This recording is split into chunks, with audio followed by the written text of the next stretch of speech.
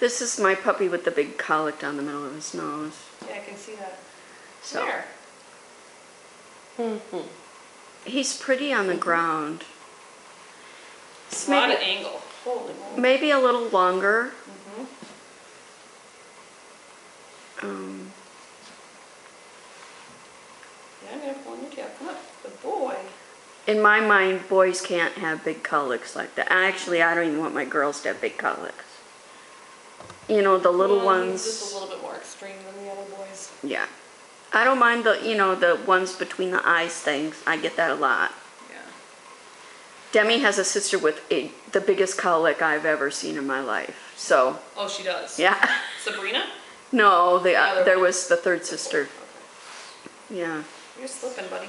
You're busy. It was just huge. In fact, I placed her up here. Yeah, but look at, I mean. Yeah.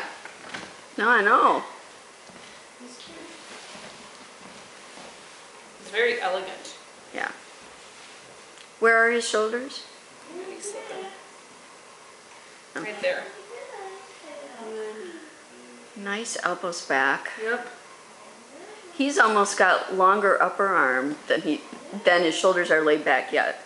Shoulders will come in.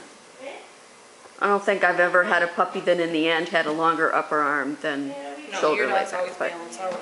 I don't know what other people do, but his rib cage goes to there. wow. So it goes back. Ouch. Oh, this is kind of fun. I found cheese. You guys are doing great. They are. Oh boy. Do your headshot. Whee! Look at you. Hi, you. There you go. Hi.